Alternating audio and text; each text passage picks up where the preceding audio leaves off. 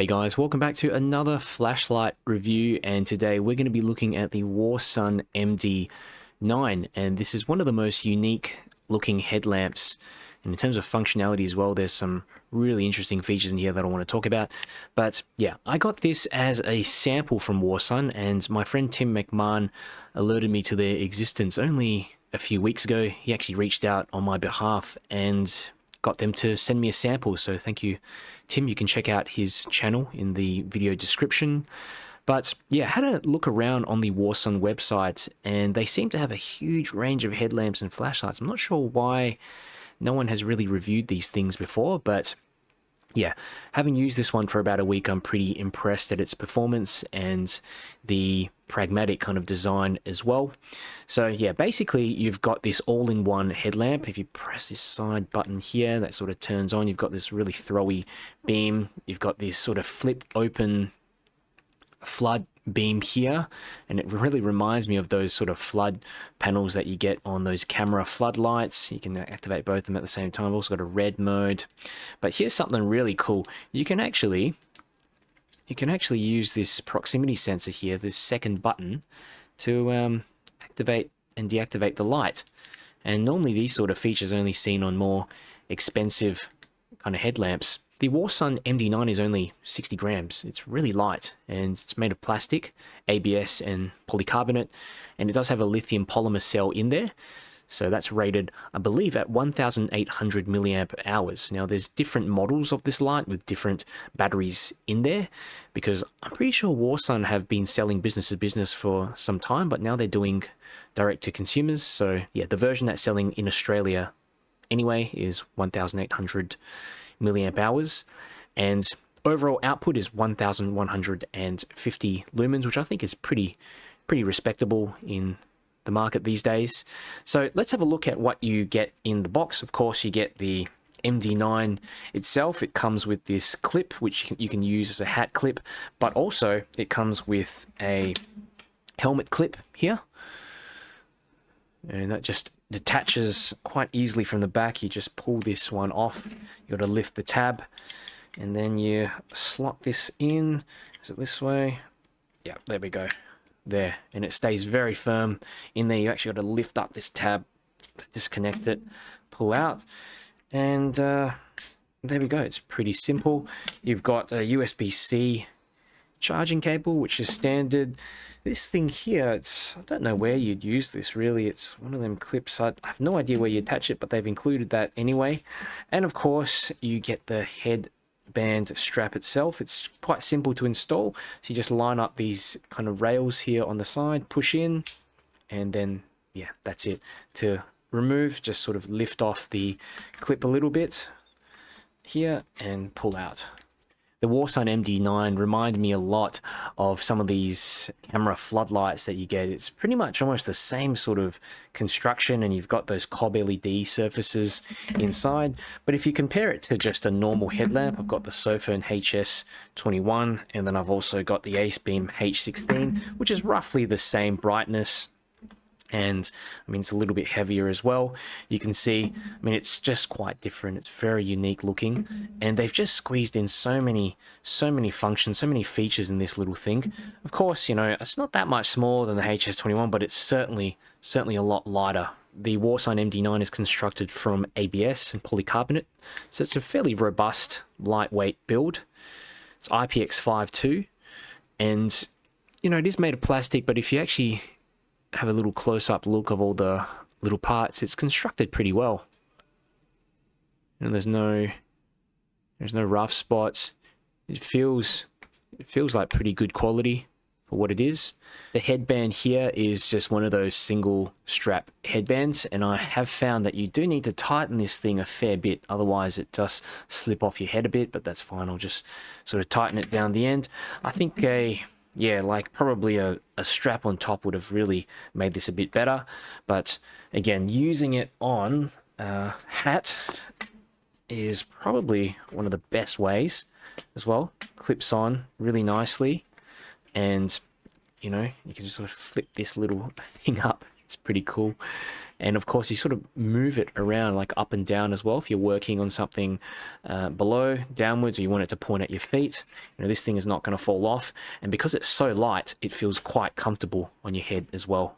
So the Warsun MD9 is operated through a couple of switches. So you've got this on switch, and you've got this switch that activates the proximity sensor here to the left of the flashlight. So you can see here on the front of the light, you've got these dual TIR lens setup. I'm not sure what LEDs are in there, but they do produce a significant amount of throw and output. I mean, 800 lumens, I think, is quite respectable, quite throwy. There's a bit of a recessed area there, so it's less likely to kind of scratch up. The auxiliary / floodlight here is rated at 300 lumens on the Warsun website, but it appears that the version that's coming out now that they're releasing to the public has been upgraded, so it's 500 lumens. The panel flips upwards. I wish it could sort of move to the side as well. And also, you've got that red light in there. Let me just switch to it. There we go, this little red light. So I'll just quickly run through the UI. Now, again, these two buttons here on the side, I'm going to press that first button. That gives you the throw mode. Then I might flip that out so it doesn't blind me. Then you've got this cob mode, and then you've got cob plus the throw mode. And then you've got this red mode, and then a kind of SOS red mode. I believe this will consume very, very little power. And one thing you can do as well is in any mode you can press and hold the on switch and it will dim.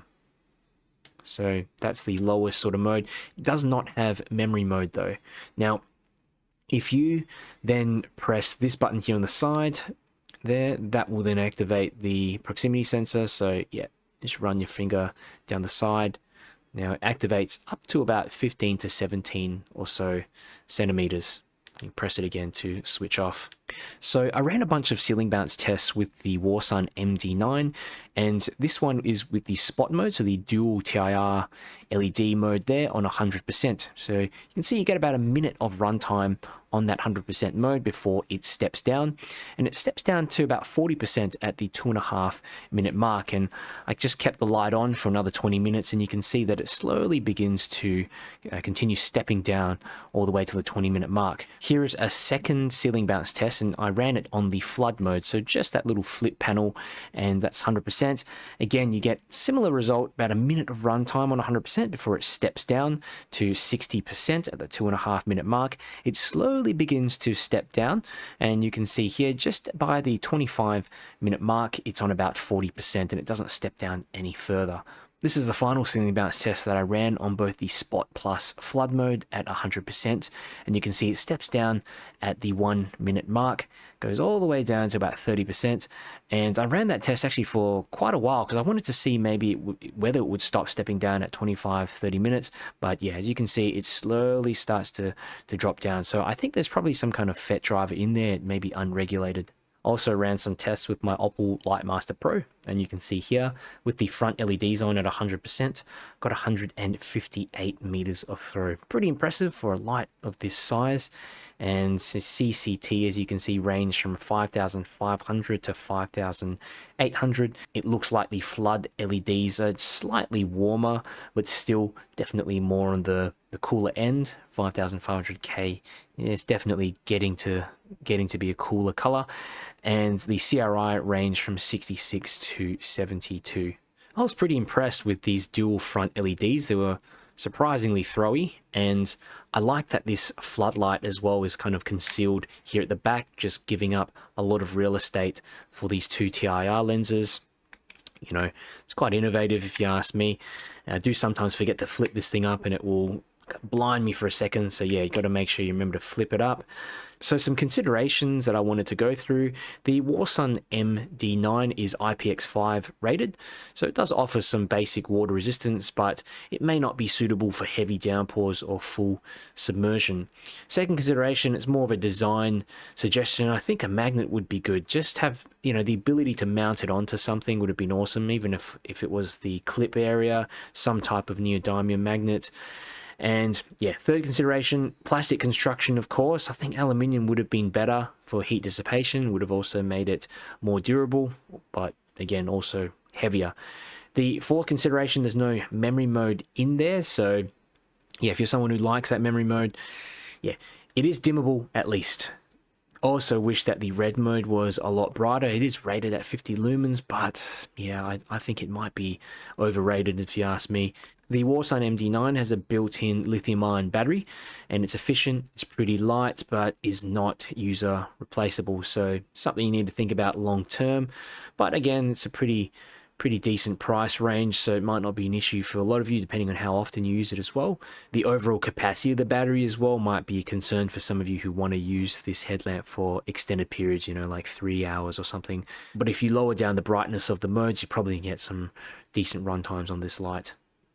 Overall, the Warsun MD9 multifunction headlamp is a light and versatile solution. I think it's ideal for outdoor enthusiasts, professionals, DIYers, even anyone who just wants a general light around the house. And yeah, I think I'll be using this one definitely if I go camping, just in general as well. I like that I can just clip it on straight to my hat, and it's got a lot more power and way more functions than other hat lights that I've used in the past. So it's kind of, I don't know, it's kind of in between a headlamp and a hat light if you ask me. It's got a pretty attractive price tag, like I was mentioning before. And yeah, overall, I just like this clever design, ability to have hands-free operation as well. You can turn on and off that proximity sensor. And yeah, you've got that flood, throw, and red modes all in one. So if you're interested, you can check out the link in the video description. I'll have a discount voucher there for the Warsun MD9. If you have questions about this light as well, just let me know down below in the comments and I will get back to you. If you like the video, do me a big favor, click the like button on the video, share it with a friend because it helps me to grow my channel further. And if you want to see more flashlight reviews and keep up to date with the latest flashlight news, make sure you subscribe. I've got the Warsun MD9 and this is on the spot mode, 150 meters of range, and you can see just through these trees it's picking up all the way to the end of that path. It's just a park, and you can see all the way up into those trees as well. This is the flood mode. Okay, it's just enough to sort of see maybe 10 or so meters, considering that there's a ton of ambient light here. Now I've got both of them on at the same time, the flood and the throw beam, and that's a ton of light. Can't really see the red light. I mean, up close you can, but yeah, I really have to bring it up close to things. But I'm pretty impressed with that spot beam. You can also reduce the brightness by pressing and holding to just step it down to like a lower mode, as you can see here, and that's like the lowest mode, lowest part of the ramp, and then you can increase the ramp. I don't really see a difference in brightness really if you've got both the flood and the throw mode on at the same time. Alright, I've got the Warsun MD9 down a dark alleyway, not too dark, there's still a bit of ambient light, but you can see that throw beam is really quite impressive. A little headlamp like this. Jeez, something's opening up over here. And we can swap over to the flood beam. So the flood beam, you know, it's pretty decent. And that's great. We've got a cockroach here, so don't have to step on that. And spot, flood, and the spot and flood beam. You can't tell a huge difference in terms of total output. Definitely there's more flood,